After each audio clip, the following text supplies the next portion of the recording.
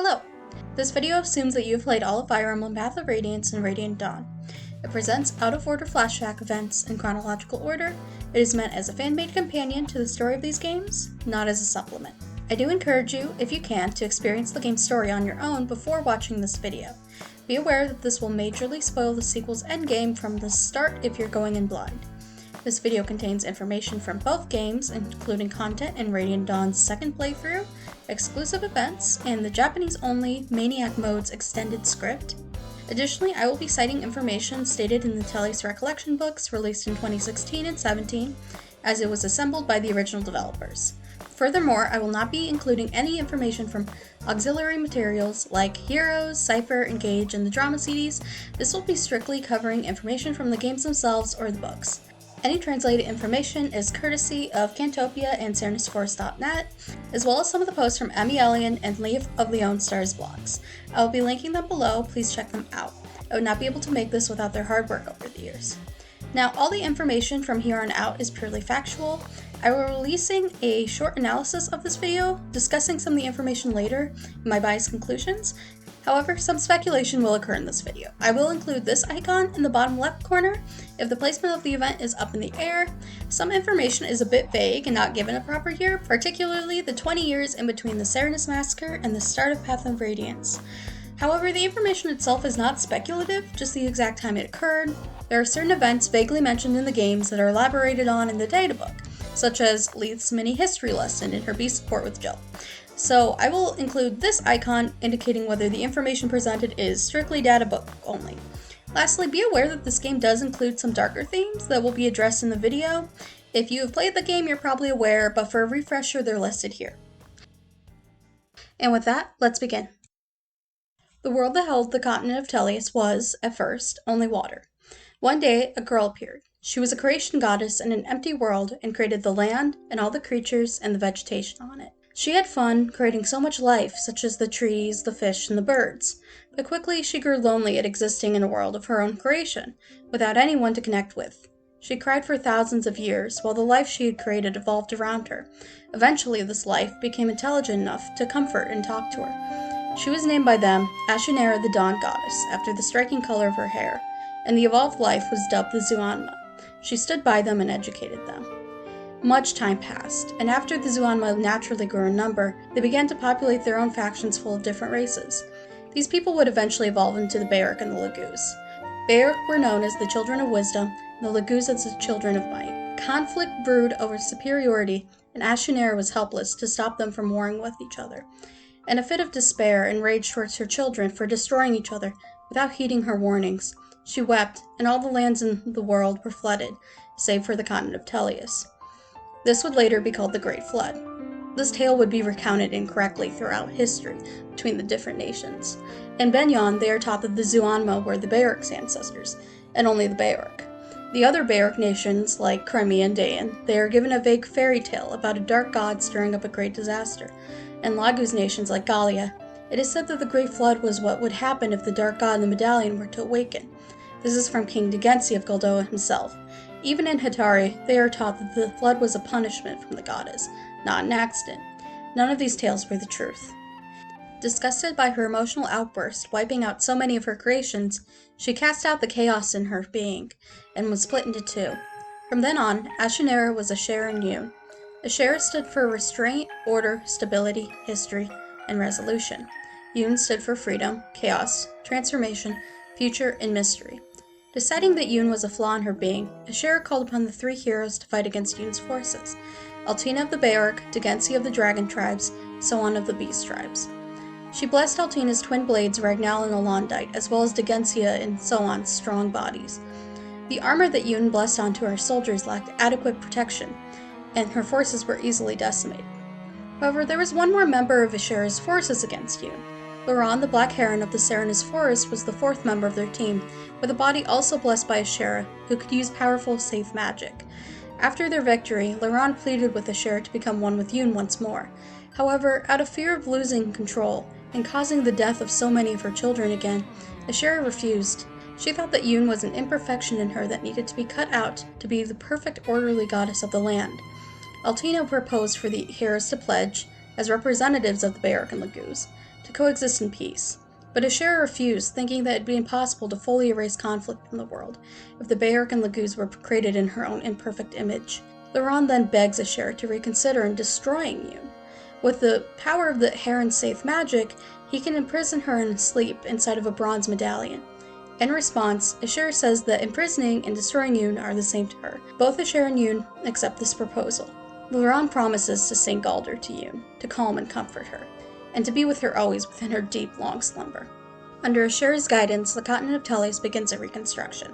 However, not long after Yoon's slumber, Loran and the other 3 heroes meet Ashera at the Tower of Guidance, and ask her once more to become one with Yoon, as a separation from half of her being has already begun to change her. Ashera agrees to sleep too, for the next 1,000 years, out of respect for Loran's piety. In return, Loran, Altina, Soan, and Degenzia all vow that there will be no great war that involves every country on the land of Tellius in that time.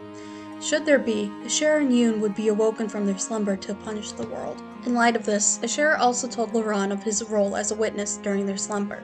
If he deemed the world to be one that outlived the atrocities of war, he could awaken them to give them the good news. Or he could awaken them to tell them that their plan had failed, that the world was beyond redemption. To awaken the goddesses, he would have to sing the Galder of Release. This will be inherited through his bloodline as well. With this plan set, Ashera went to sleep as well, vowing to awake whenever 1,000 years had passed without war, or whenever the Galder of Release was sung, or at worst, when all lands of Tellius were at war. Should this pledge of peace be carried out successfully, Ashera would rejoin with Yoon and become Ashunera once more. Degenzia the Black Dragon forms the nation of Goldoa in the arid mountains to the southwest. He pledges to be the control, to make sure at least one nation, no matter what, would never join a great war that envelops the entirety of Tellius. To that end, he declared that Goldoa would be locked. No one could go in or out. If no one in Goldoa could leave, technically no one in Goldoa could participate in a war that breaks the covenant and wake up Ashera and Yoon. The nation of Goldoa was almost entirely desert. The barren land was difficult to live in for the Beorc. However, the vitality of the Goldoan dragons made them uniquely able to handle the scorching temperatures and the strong winds from the nearby mountains and seas. The architecture of the land was unique in that the strong, flying dragons were able to carry and move large and intact stones, as well as use the natural cliffs and elevation to its advantage. The remaining 3 formed the Kingdom of Benyon. It was a nation of Laguz and Beorc living in harmony, content that the heroes who had saved the world were building a kingdom with the guidance of the goddess. Thus, Altina was soon crowned Queen of Benyon. Loran would become Altina's advisor. The land of Benyon in this time was focused to the southeast of the continent. It was a pastoral haven. The fertile earth was ideal for farming, with a warm climate all year round. Xi'an, the capital, was filled with lavish temples. Many predated the war with Yoon, with the Tower of Guidance where Ashera slept towering over the rest. To the north of the capital, at the very heart of the continent of Tellius, was the Serenus Forest. This was the home of Loran's people, the Heron tribe. Much of the architecture of the Serenus Forest survived the time of Ashunera to modern day. The humid air of the Gazalea Sea collided with the nearby mountains to create abundant rainfall. This caused the forest's famous vitality. It's also home to plenty of fauna that lived in peace with the vegetarian herons. In Benyon, the Serenus Forest was considered a holy ground because it was the homeland to the herons that the goddess loved so much. For Altina and Loran, though, the two had grown very close during their time fighting. They fell deeply in love by the end of the war and were married. Despite being Beorc and Laguz, they were very popular amongst their people, and their union was proof of coexistence between the 2 races. In time, Altina would announce her pregnancy. There had never been a child conceived of the union between a Beorc and Laguz before, and the news brought much celebration. This happiness would not last. Soon after the birth of their daughter, Loran lost his ability to transform into a heron. He could not sing the Galder of Sleep to calm Yoon in the medallion, nor any Galder for that matter, and lost the ability to speak to the slumbering goddesses, as was his role to be the bridge between goddesses and the people of Tellius. Their child was the first ever born of Laguz and Beorc union. He was at a loss on what to do. All 4 of Ashera's chosen feared that this would cause the new peace between the Beorc and Laguz to shatter. With no one to counsel about it, he quickly fell into deep despair. Loran isolated himself, attempting to take his own life several times, but eventually he emerged with one conclusion in mind. This must be a punishment from the goddess. For the sake of the future, he pleaded with Altina to announce that the birth was a rumor, and that he, Loran, had died in an accident. Marriages between the Beorc and Laguz became forbidden, and that any child born of the Beorc and Laguz union were to be solely raised by the Beorc parent as though they were Beorc. Such marriage and union were stated to be a crime against the goddess. Laran would hide in Goldoa, protected by Degentia, disappearing from the history books of the continent of Tellius. Altina continued her reign alone with a new Beorc husband, doing as Laran wished and claiming that his child was theirs. Following Altina's eventual death, Soan would take up the mantle as the second ruler and king of Benyon. Decades later, after predicting a future famine, the granddaughter of Laran and Altina, Yoram was pronounced the first apostle of Benyon. Yoram had the ability to speak to the goddess and had the power of foresight. She could also sense the feelings of the people in front of her. These are all abilities originally belonging to Laran. His role to become the bridge between the goddess and the people would be inherited to usually the first daughter and every other generation of his bloodline. The exception being, in Yoram's time, there were apostles born in 3 successive generations. But the Senate retained the lie that Laran had set in motion. They hid that the descendants were branded from the public, and the apostles themselves were falsely told that their powers were a result of Altina's bloodline. However, the apostles that came after would soon come to realize the truth. Several generations later, a brand would start appearing on the skin of the children born of both Beorc and Laguz. Visually, it was similar to the mages who invited spirits into their body, so they could pass off their mark as the same as that of a spirit charmer. However, eventually the signs of slow aging became apparent. The branded would have no choice but to constantly travel, never living in one place for too long, and to not form attachments. They could try to fit into Beorc-dominant regions easily enough, but in Laguz's heavy populations like the future kingdom of Gallia, there was a rumor that the birth of a branded child was one of great omen, that would hasten the end of the world by 100 years. This would result in the branded being publicly executed. Furthermore, it would be impossible to hide the signs of being branded, as many Laguz could sense it, a sense that the Beorc lacked. Because of the elusive nature of the branded people, rumors of them mutated. For the apostle bloodline, the manifestation of their brand made them realize the truth of their powers. It was a secret and a deep sense of shame, and it remained so for centuries. Degentia would later deeply regret his part in helping to conceal the existence of the branded, and admitted all 4 of Asher's chosen should have officially announced Laran and Altina's child. He also felt personally responsible for all the persecuted branded on his watch. In this early period of Benyon's history, the monarchs of Benyon were Laguz more often than not. Yoram's granddaughter, the Apostle Torameni, formed the church that would become the backbone of Benyon's theocracy, backed by the Senate. This theocratic Senate was made up of 7 Beorc senators that conflicted with the Laguz monarchy. Despite the harmony from the populace, the Senate's displeasure with them grew. The Laguz ruling faction and the Beorc Senate erupted in a civil war. This conflict ended with the leader of the Laguz faction, a hawk named Kyo, being executed and the remaining Laguz associated with the movement being spared, at the cost of enslavement. As a result of this victory, the Benyon Senate proclaimed that the kingdom of Benyon was now a theocratic empire. The current apostle, Meshua, was named the first empress of Benyon as well. All lands except for Goldoa on the continent of Tellius would belong to Benyon. The Senate claimed that this was in the apostle's name. This replaced the previous leadership that appointed the most capable, regardless of race, and made it impossible for a Laguz to lead Benyon again. However, most apostles would end up being puppet leaders, while the Senate was the one in control. This period would be known as the Golden Age of Benyon. The start of centuries-long institutionalized racism in Benyon was a result of this divide. To rebel against their Beorc masters, Laguz slaves would call them the derogatory term human. Beorc slave owners started reclaiming it, ignorantly thinking that it was a compliment. This would further mutate to the Senate claiming that the term meant the chosen people. As a result, the Senate eventually rewrote history to claim the Zuanma, created by the goddess, were ancestors of the Beorc only, completely tossing out the Laguz as a shared ancestor. This was a dehumanization tactic, as they could simultaneously dub the enslaved Laguz as subhuman. Being surrounded by mountains teeming with gold and silver ore, the ideal climate for large-scale farming, plentiful fish in its waters, and a large breadth of uninterrupted landmass, Benyon's wealth was vast. However, most of the wealth and abundance of Benyon's natural resources would be devoured by the Senate and nobility. Such a large country was broken into pieces by members of the Senate who controlled key regions. Each duke had their own private army to command, with the generals appointed by themselves. In times of war, these armies would combine to create the Benyon Imperial Central Army, with the general appointed by the Empress herself. Additionally, the apostle controlled a holy guard of Pegasus Knights to guard her own person, while the Senate controlled a holy guard of Draco Knights that reported solely to them. Benyon's military structure allowed only nobles to hold titles and high ranks, stating that, quote, only one of noble birth was worthy of serving the goddess. The kingdom of Goldoa continually protests Benyon's use of Laguz slavery to no avail.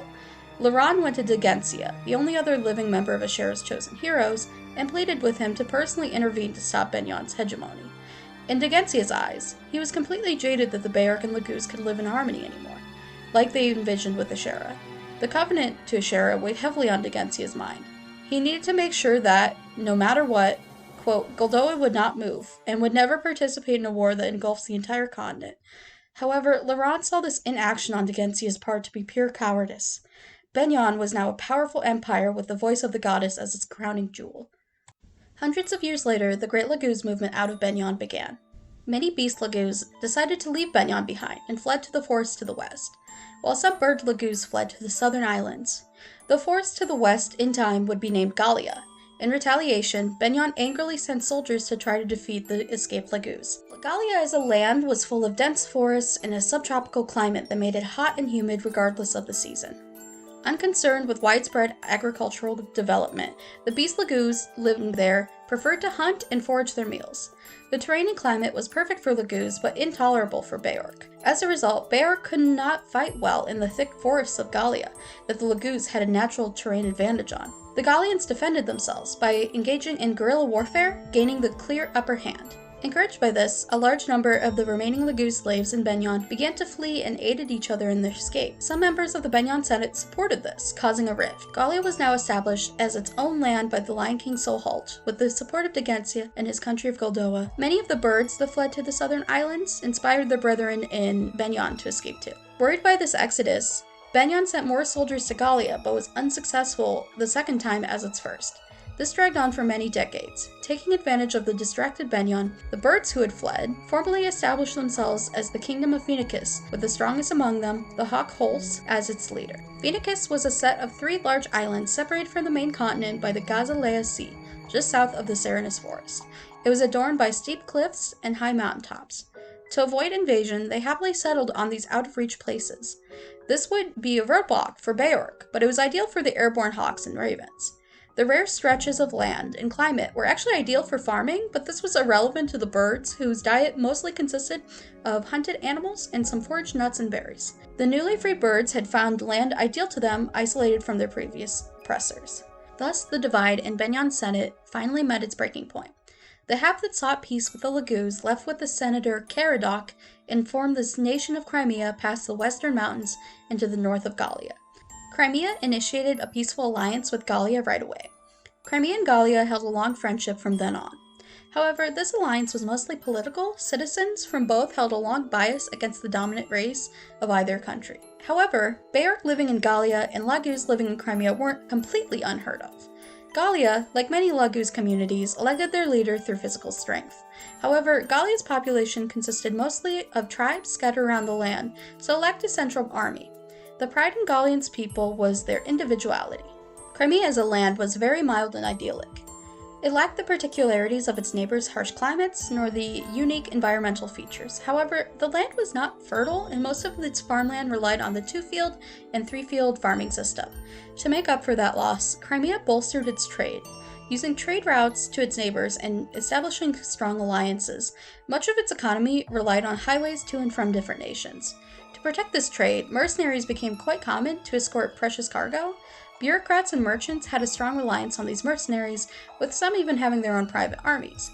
As a result, Crimea had a weaker military, but strong diplomatic and economic connections to avoid warfare in the first place. Soon after the loss of the ones who now considered themselves Crimeans from their population, Benyon had no choice but to sign a peace treaty with Gallia after 45 long years of attempted invasion.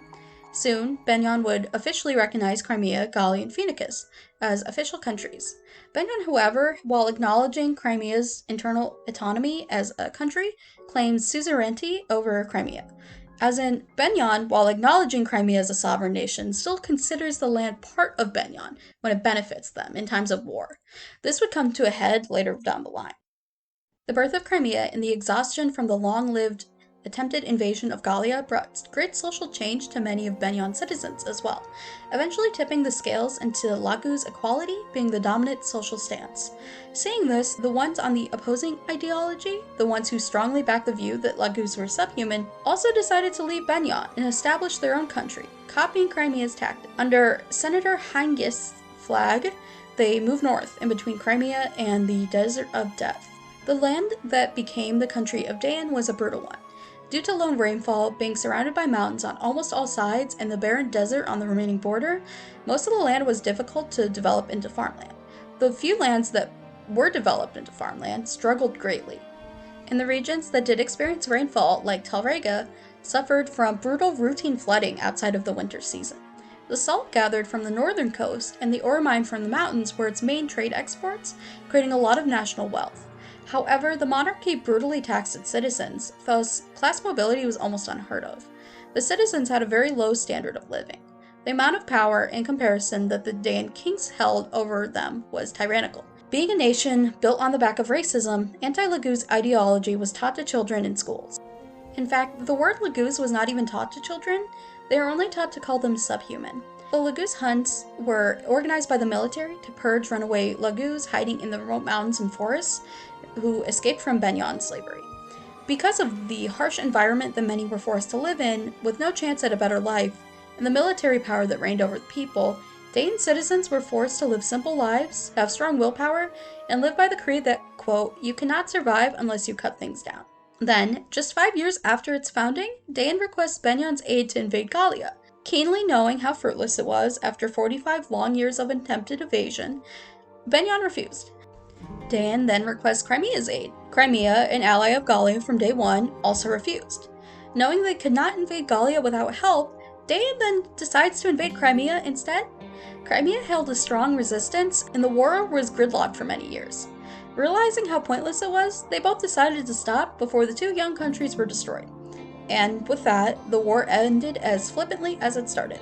At this time, to the island south of Tellius, many of the ravens of Phoenicius decided to leave for the eastward island due to, quote, distinct temperaments between the hawk and raven tribes. Upon settling down, the ravens proclaimed themselves the nation of Kilvis.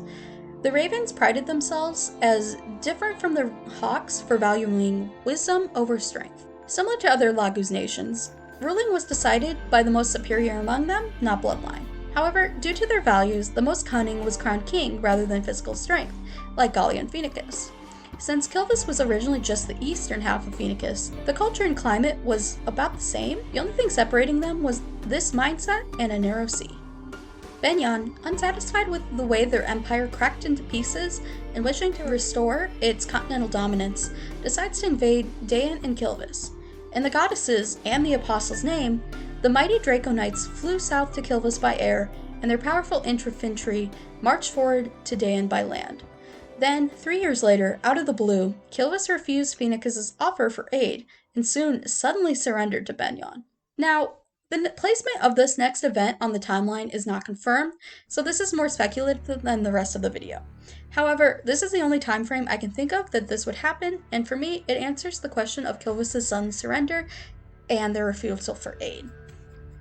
Kilvis had many geological advantages to prevent a ground invasion. Benyan's Draco Knights were now renowned for their strength in an aerial fight. Kilvis, a newborn nation known for weak fighters and a lack of national wealth, likely did not stand a chance without help of the capable fighters of Phoenicius. So, the king of Kilvis then signed a pact with Benyan. This contract had given Kilvis back some of its losses in exchange for a surrender. However, the king was quick to break it, thinking he outmaneuvered his enemy. Now, this was far from the truth. On the first day of King Kilvis' betrayal, the peasant from Kilvis suddenly perished. No one thought much of it at the time. The next day, 2 more died, and then 3 more on the 3rd day, and so on. This would continue for a month, till, cumulatively, 5,000 citizens had died with no explanation. King Kilvis realized this was the price of his deceit, and begged for Benyan's forgiveness to stop the annihilation of his people. Benyan jumped at the opportunity to homogenize Kilvis for its trickery. The document, signed in blood, began a long control of Kilvis' resources for Benyan's gain that would continue on for hundreds of years. And they were now acutely aware of the price of breaking such a contract. While ravens historically kept to themselves and protected each other, the inexplainable actions of the ravens secretly carrying out Benyan's dirty work transformed their reputation into capricious deceivers, even to their fellow Laguz. Dayan's resistance held strong, despite news of Kilvis' surrender, and in time, Crimea joined forces with its neighbor to push Benyan back. In turn, all nations, Phoenicius, Crimea, Gallia, and Dain all pushed back against Benion's might, using the unique strength of its warriors and land forms to resist being crushed. This war continued on deadlocked for decades upon decades. Amid this struggle, the Herons of the Serenus Forest began to formally protest Benion's conquest. Benion had left Serenus Herons completely alone all these years, as the Herons, despite Benion's historical anti-Laguz stance, were said to be the most beloved and beautiful creations of the goddess. This had let them avoid widespread enslavement within Benion, however some were secretly still captured. However, Serenus was technically still within Benion's borders. The pacifistic and pious Serenus Herons, seeing decades of bloodshed in the goddess's name, cast doubt on the legitimacy of the apostle herself, doubting her ability to speak to the goddess at all. This enraged the Senate. Subsequently, the Herons decided to establish the independent kingdom of Serenus, separate from Benion's empire. From then on, the doubt of the legitimacy of the apostle never ceased. At this point, the Benion Empire's war against the kingdoms of Crimea, Dain, Gallia, and Phoenicius was gridlocked for 45 long years, and many thought this would never end. However, the kingdom of Goldoa finally intervened and successfully called for peace talks, on the condition that Benion would have to officially recognize Dain, Kilvis, and Serenus as nations. The Treaty of Sarasa was signed in Goldoa. Not many years after this, King Tegenci of Goldoa would get into an argument with one of his longtime advisors, Nazir. Nazir thought that the coexistence between Laguz and Beorc was still possible, and Tegencia now seemed to outright reject the possibility. In disgust, Nazir left Goldoa to travel the continent for almost a century. Decades passed, and the next apostle and 36th empress of Benion would ascend. Her name was Misaha. She, like many of her ancestors, bore the brand of Laran's bloodline. Now that a physical brand was on their skin, it was undeniable that the apostles had Laguz blood in their veins. The Senate continued the lie that Altina's bloodline was purely Beorc and forbade the apostles from revealing their heritage, all while still declaring the branded to be an affront to the goddess. Misaha grew up plagued with guilt, thinking she was born of a great sin. However, she was unlike hundreds of generations of apostles before her, in that she embraced her empress role. While apostles were deeply involved with communicating with the goddess and forecasting potential calamity using their foresight, the empress role seemed to be mostly a ceremonial title. Misaha, in contrast, had determination to guide her people to a just and honest future. In Goldoa, it had been over 700 years since Laran went to live in seclusion, away from the gaze of history. However, the fraught history of Teles these past centuries greatly wore down his spirit. For Tegencia, his pledge to be the last bastion of control on the continent was the only thing keeping him sane. After all, the Dragon Tribe was so strong compared to everyone else. Surely they'd bring about the end of the world if they participated in the bloodshed. After an argument with him, Laran decided to leave Goldoa for the first time in 700 years and see the continent of Teles for himself. In the year 615, King Ramon ascended the throne of Crimea. Gallia and Crimea had been allies since the start, but Ramon developed a strong friendship with Gallia's King Kenegis that strengthened this allyship even more. Next in line of succession was Ramon's younger brother, Rene, general of Crimea's royal knights. In the year 624, Empress and Apostle Misaha put forward the Laguz Emancipation Act. Slavery would be outlawed in the Benion Empire after 600 long years. This infuriated the Senate, who then tried to rally the people against her. However, this act was very popular amongst the citizenry. It only hurt the nobles who profited off of slave labor, and the Senate, who were failing to maintain tyrannical control by wielding institutional racism. Shortly after this act, Misaha was visited by mysterious Laguz. Instantly, she knew it was her ancestor Laran. She believed him utterly that he was indeed Altina's husband and her own forefather, that all of the inherited abilities that she thought she was cursed with were blessings originally for him. Misaha now realized there was nothing wrong with being born one of the branded if her Laguz ancestor was this man before her. Both were very emotional at this reunion, and became quite close and pledged to stop evil of the Benion Senate. In Laran's eyes, this utterly rejuvenated his cracked faith in humanity. His tragic relationship with Altina and the subsequent loss of his own power had a silver lining, knowing it resulted in generations of apostles like Misaha. It was also likely around this time that Laran met Misaha's granddaughter, Micaiah. Not much is known about Micaiah's early life, other than that her birth was not publicly announced, only her close family and the senators were aware of her existence. Laran headed back to Goldoa to tell Tegencia that there was hope. Benion's corrupt government was on its way to heal itself from within. After that, he seemed to live in Benion, mingling among the people, disguised as a Beorc sage. While slavery was officially outlawed in Benion, many still secretly had Laguz slaves secluded from public eyes. This would tragically continue on for many years. One such case was Raphael, one of the eldest sons of the Serenus royal family, who was captured by slave traders outside the Serenus forest. He was auctioned off like a living art piece to the senators of Benyon, and the bidding was extremely competitive. The winner of this auction was Duke Asmund Hetzel, who drained most of his riches on him. Raphael became ill to the brink of death out of despair and desperation. His wings never recovered, and he ended up losing his ability to fly. Hetzel, having a rare moment of humanity, decided to nurse him to health, and told him that he would go free once he recovered. Hetzel was both Raphael's, quote, enemy and savior. However, right around the corner was an acutely evil event that it would irrevocably change the trajectory of the fate of the continent of Teles forever. Misaha, intending to reveal the truth of the Apostle bloodline to the public, was murdered by the Benyon Senate, along with her granddaughter Micaiah. The Senate then announced the culprit of Misaha's murder, the Herons of the Serenus forest. The Herons were pacifists by nature. There was no way they could have committed the crime. However, the citizens cared not in the heat of the moment. They wanted revenge for the death of their beloved leader and stormed the Serenus forest. For 3 days, they ignited the forest and killed every Laguz they saw. They were, quote, drunk with joy, laughed and sang, while committing a genocide. Horrified after seeing the wrath of the people of Benyon, Laurent flew to the forest. He was too late. The only survivors were select members of the royal family. To protect her, the eldest daughter sealed the youngest of them, Liane, in a Gulder sleep and hid her body in a small shrine. Princess Lilia, presumably one of the ones who sealed Liane away, also barely survived the disaster, lying at the brink of death at the altar. The current king of Phoenicius, Tibarn, flew to the Serenus forest as soon as he heard, but he and his men could only retrieve Prince Racine and a comatose King Lazarea. Prince Raphael, still at the church in Benyon he was recovering at, hear, feel, and sense the slaughter of his people from afar. Among the pain he was feeling, he now felt deep grief and sorrow. Hetzel, while not being one of the senators involved, was aware of what had transpired. Raphael had taken Hetzel's hand and begged him to be returned to the forest right away. Hetzel lets him leave without a word. However, Raphael's wings, upon leaving the temple, caught the wind. This caused him to soar far away. Becoming unconscious with pain and grief, Raphael awoke in the desert of death in Queen Nyla's arms. In the final hours of the massacre, Laurent had finally made it to the Serenus forest to find it ablaze. All of its people were on the brink of extinction. The hope that grew in his heart after meeting Misaha was gone.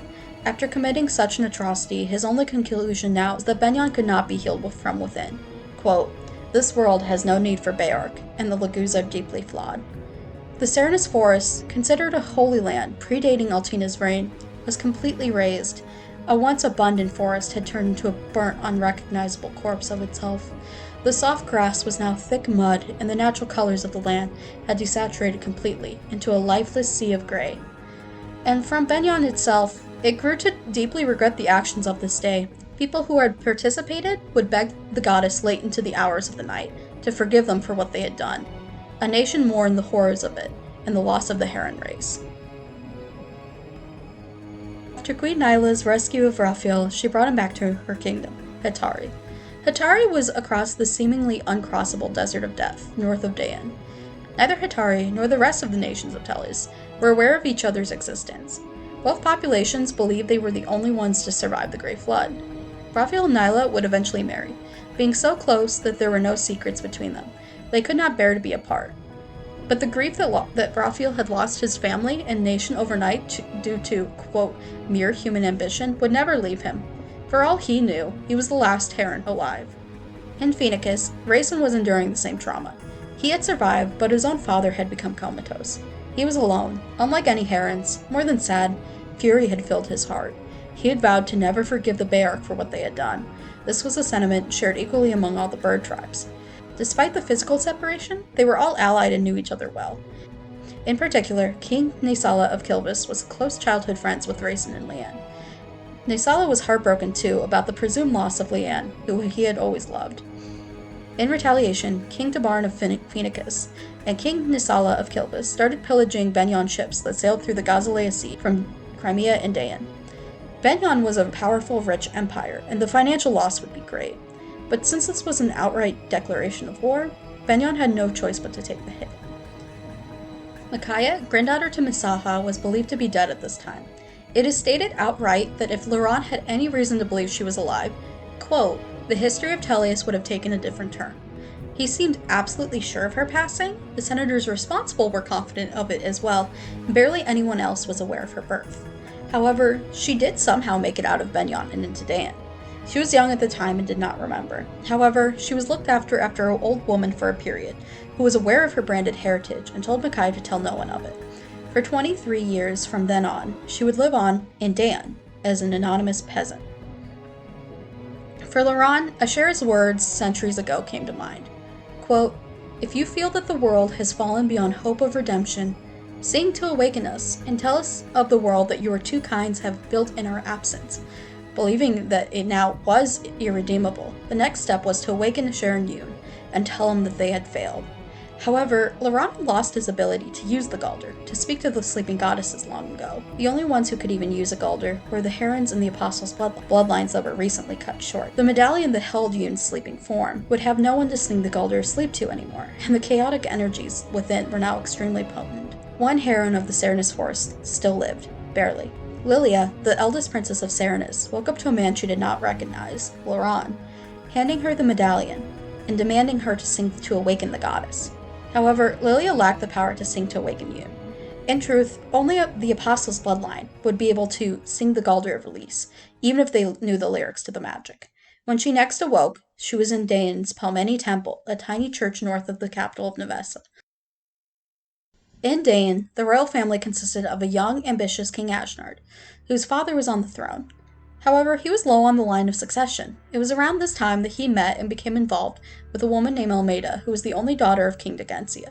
Like Nazir and Laurent before her, she similarly left Goldoa after disagreeing with her father's policy.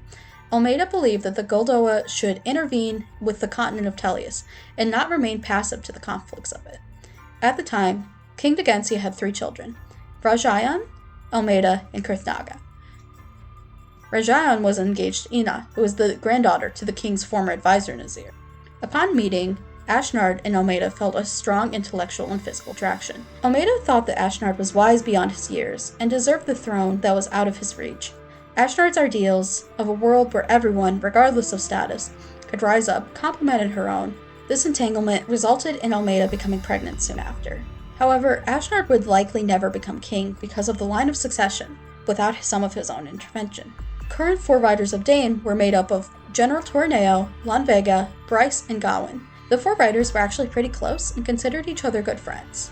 Gawain, of such legendary strength that even his peers were in awe of it, was engaged to a priestess working at Pelmeni Temple named Elena. There, Lilia had become ill from the stress and grief. Elena was one of the priestesses who came to take care of Lilia in the temple. They were very close. Lilia could read Elena's heart, and knew she was unusually pure and full of order for a Beorg. They communicated in ways other than words for a long time, as Lilia did not know the modern language, and Elena did not know the ancient tongue. From here on out, Laurent renamed himself Sephron, and masqueraded as a Beorg sage from Benyon. Sephron himself had handed Lilia over to Prince Ashnard with the medallion. Ashnard was greatly attracted to the idea of awakening Yoon, and what it could mean for the world to start over. While in Dane, Sephron had met with a young knight in service of General Gawain. His name was Zelgius. Upon learning that Sephron was a strong sage, Zelgius had brought him aside and revealed that he was one of the branded.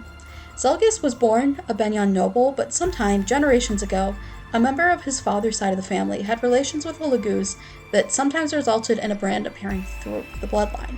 Like a scarlet letter, Zelgius was quickly shunned by his family, a proof of the indiscretion. Unable to live with the shame, he ran away to Benyon and joined the military. He wore his armor constantly, hated people seeing his face, and avoided getting close to anyone. However, Zelgius deeply admired his commander, General Gawain, viewing learning swordplay from him as a joy in his life. Gawain showed Zelgius genuine friendship as well, which touched the heart of a pariah like him. Zelgius knew he would have to leave the army in a few years, as his slow aging would become apparent. So he asked Sephron if he knew of a way to magically remove the brand. But sadly, Sephron lacked such knowledge. Upon learning of his plight and feeling a strong affinity, Sephron offered for Zelgius to join him when he was discharged. Some number of months of attending to Lilia had passed. Lilia had never recovered from her illness and was on her deathbed. But Elena finally understood Lilia's plea, to take Laurent's medallion and the Galder of Release's melody, and to leave Dain to keep Ashnard from awakening Yoon. Elena, being one such rare individual with a strong balance between the forces of order and chaos, was able to safely hold and safeguard the medallion. Elena and her fiancé, General Gawain, fled Dain with Laurent's medallion in hand. They were to find a girl named Altina, have her sing the Galdr, and return the medallion to the altar in the Serenus forest. Lilia succumbed to her illness soon after this. Gawain and Elena were pursued by Ashnard's forces the whole way. They went west towards Crimea, before shortly going south Gallia. In Gallia, Gawain changed his name to Grail to escape the previous renown as a famous Dain general. There, Grail developed a quick friendship with King Kennegus and became one of his personal knights. A Bayard community in Gallia welcomed him in. He and Elena were soon wed and settled down in their new life. Simultaneously, Ashnard had eyes on the throne. Convincing his father to sign a blood pact with a traveler under the guise of a contract for his services, he quickly broke the contract to create a plague of sorts in Dain. This traveling wise man was Severin himself. Thousands of people suffered sudden, unexplainable deaths. With just his father left, Ashnard killed the king himself, his bonkers plan successful. Tearing up the contract and taking ground for himself, Ashnard was now king of Dain. Almeida soon gave birth to Ashnard's son, and Ashnard's gambit was revealed. He intentionally wanted to create a child with one of the black dragons of Goldoa in an effort to create a powerful heir for himself. However, as time would show, the child had no exceptional physical strength, and Almeida, like Laurent and the other Laguz before her, quickly lost her ability to transform into a dragon. Ashnard hired, quote, scholars and wildlife experts, like Izuka, to try to cure Almeida's condition, and he did not allow Almeida to see the child. Izuka was indeed a scholar, but quite a wicked one. His prime achievement was a potion he created to twist the minds of Laguz and not allow them to transform back into their normal selves. Ashnard then used the baby to lure Prince Rajayan, Almeida's older brother and heir to Goldoa, to Dain. Rajayan, aware of the danger, went regardless with his sister and young nephew's safety in mind. However, he and the platoon of red dragons he brought with him failed miserably. Ashnard was no match for the heir of Goldoa on his own. So he lured Rajayan and his men into a trap and injected them all with Izuka's Pharaoh potion. They lost their minds and forgot themselves. This broke Almeida, who lost her Laguz identity, her newborn son, and her older brother in one fell swoop.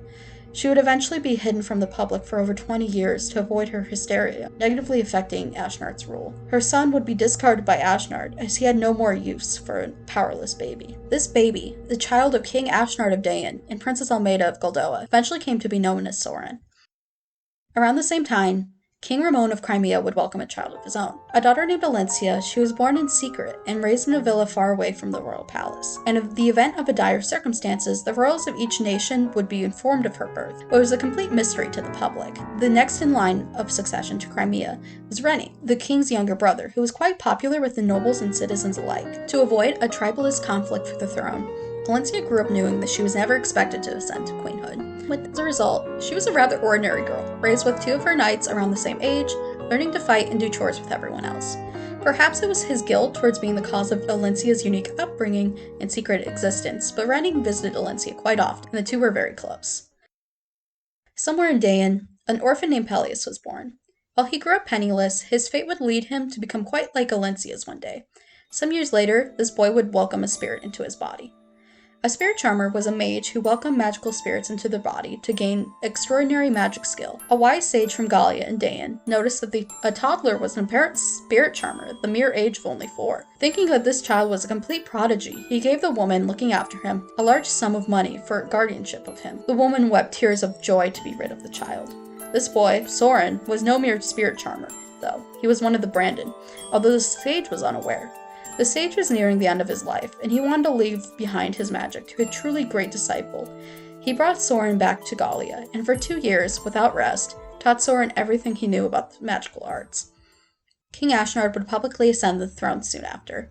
Unlike Benyon, which was a land where only nobility could rise to higher military strength, under Ashnard's rule, anyone in Dain could rise in the military, and thus water society, based on physical merit alone. Even a penniless man would be allowed to enter the military and become a rich general if he proved his worth. The caveat of this, Dain's military was highly abusive. General Toraneo's son was hired as King Ashnard's guard and came home nearly beaten to death and paralyzed one day after the king's fit of rage. Other generals under his rule would show physical similar abuse towards their troops. Shortly after, Shaharim of Benyon's holy guard of Draco Knights defected, along with his entire squadron of his art platoon. Among them was Har, his protege. The Draco Knights answered to the Benyon Senate, while the Pegasus Knights answered to the Apostle. Shaharam and his men were fed up with the corruption of the Senate and sought Dain, knowing they'd be accepted on their strength alone. However, it was not easy for them. They were treated poorly due to their status as immigrants and stationed to one of the most unwelcome and dangerous territories of Dain, the Tel'Rega region, that was prone to frequent landslides and flooding. A couple years later, Shaharam would welcome a girl named Jill. Crimea and Gallia's alliance, in the time of King Ramon and King Kenegis' reigns, were the strongest they had been in the history of their countries. They regularly held programs to try to ease tensions between the Beorc and Laguz. One such was a soldier exchange program. Grail, now in service of Kenegis, was one of the instructors overseeing it. He was sparring with many of the knights in Gallia's royal hall when one such knight asked him to spar. She was defeated before she could even lift her weapon. But afterwards, this knight named Titania asked Grail to train her. To her surprise, he agreed, and they eventually became good friends. After a few weeks, he invited her over for dinner. Titania there met his wife Elena and their beloved newborn son Ike. In a couple years' time, the couple would welcome a second child, a daughter named Mist. After 2 years, the sage in Gallia had finally reached the end of his life, leaving a young 6-year-old Soren alone in the world. Soren survived a bit off of food he could find in the house, but was quickly left to roam the forests of Gallia on his own. Quickly, he realized he could not speak despite his mastery of magic, writing and reading at such a young age. Unfortunately, as a member of the Branded in the country of Gallia, his existence was now considered cursed, and the Laguz completely ignored the cries of a starving child alone. And the Beorc living there, wanting to avoid the wrath of the Laguz, harassed him, throwing stones at him, and calling him a devil. Soren would eventually pass out close to a Beorc settlement due to starvation. He awoke to Ike, who lived nearby, and offered Soren some of his own lunch. Soren was suspicious at first, thinking Ike was there to taunt him and snatch the food away once he reached out. But eventually, he took the sandwich out of desperation. Ike offered for Soren to come to his house for more, but Soren was too frightened to enter the Beorc settlement. Ike was feeling happy he was helping someone, and compromised, telling Soren he'd come back with more food the next day, and Soren's heart was deeply touched by this pure gesture from the boy who, quote, held out a warm hand when he had nothing. However, Ike and Soren would not reunite the next day. That day, Grail happened to touch Laurent's medallion by a complete accident. Yoon, sleeping inside, had not had the Galder of Sleep sung to her by one of the Herons in almost 10 years. Her chaotic energies had completely overwhelmed Grail and went berserk. He mindlessly slaughtered his neighbors in the settlement who had welcomed him without a care for his past. He slaughtered Ashnard's assassins who had come to take the medallion, and he had slain his own wife, Elena, who ran to him without hesitation to take the medallion from his grasp, trying to save him from its chaos. With a smile, Elena forgave Grail, quote, as her own blood spilled onto the street. Grail immediately passed out from the shock. A young 5-year-old Ike, unfortunately, witnessed the entire event, speechless from shock. He stood stunned, seeing his mother dead. It was at this moment that more visitors from Dain arrived, who had caught the trail of the missing General Gawain. It was Severin and his companion Zelgius. A very young Mist, suddenly emerging from the house, obliviously asked why her parents were lying in the street. Severin lied, saying they were sleeping, and Zelgius took their bodies inside the house at her request. Severin, seeking to reclaim the medallion, went to reach for it, but was stopped by Mist, who knew only of the bronze object as her mother's secret treasure. She grabbed it from his hand, and he was stunned to see she could hold it without succumbing to its chaotic energy. Severin decided to keep the medallion with Mist for the time being, as she was, as far as he knew, one of the only ones who could hold it. Severin then coaxed the two to sleep with a sleep staff, and cast a spell to place a lock on Ike's memories, to prevent the trauma of that day from burdening his young mind. Severin and Zelgius took off once more, now knowing the location of the medallion, and confident that it would not fall into the wrong hands in the meantime. Grail awoke, horrified at what he had done. So that he would never again use his full strength, he slashed the tendons on his Zorn arm. That night, Kenegis went to Grail and asked him why assassins were pursuing him into Gallia, asked if he could do anything to help. Grail revealed nothing. He promptly left Gallia and headed north to Crimea with Ike and Mist. Soren, when Ike did not appear at their agreed-upon time, approached the now corpse-littered village. Desperately, he checked every body. When he did not see Ike among the dead, he vowed in his heart to meet him again. He traveled north to Crimea and eventually found sanctuary in a Beorc church willing to feed him and learned how to speak, thinking he was an ordinary Beorc orphan.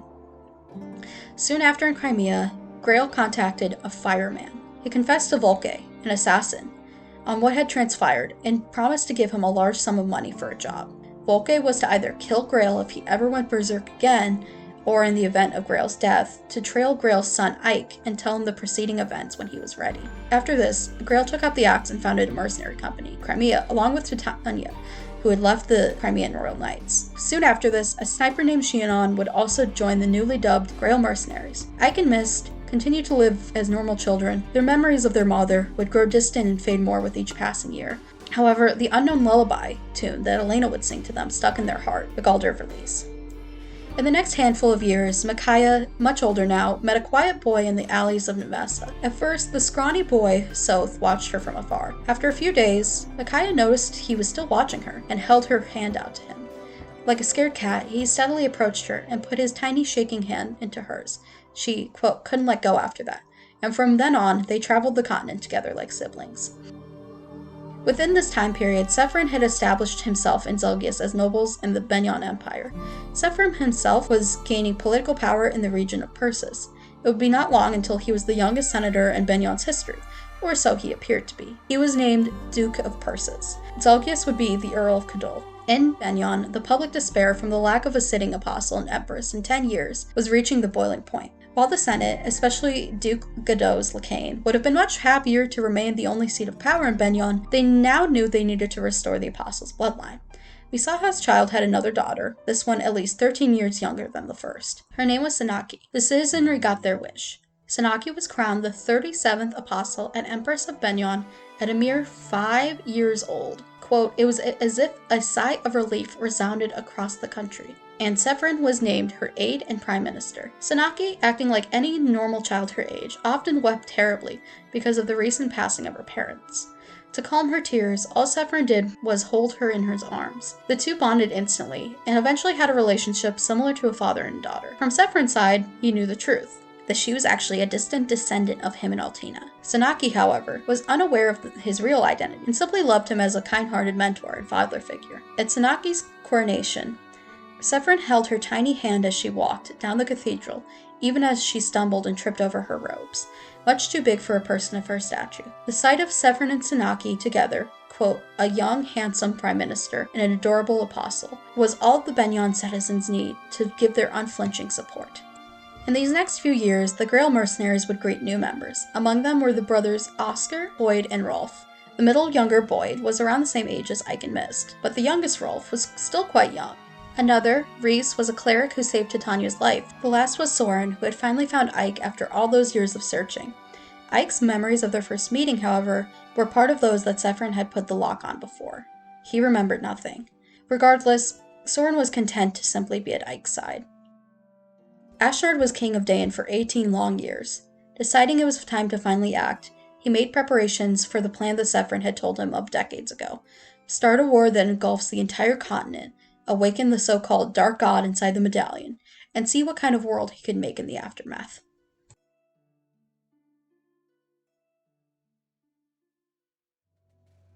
Thank you for watching, everyone, especially if you made it to the end. This was a pretty hefty video. This was part 1 of 2. The next part will be mostly a recap of the events of Path of Radiance and Radiant Dawn, so I'll be taking my time getting it out. If you just play the games, it's about the same experience. So this video was just about presenting the facts, but I'll release a short analysis video on my own conclusions later. I'd like to thank everyone who beta read my script. Because of them, I think I only made a single mistake. And as I said earlier, thank you so much to the resources and translators in this community. Please check their work out. As far as the credits, I did want to credit any Fire Emblem Cypher and Heroes artists shown, since their name is always credited on the card and unit artwork. Otherwise, the artwork was all official and done by the art team of these games. So Senri Kita, Daisuke Iizuka, and Sachiko Wada. As for the assets, I made the map artwork myself, as well as the icons and layout for this video.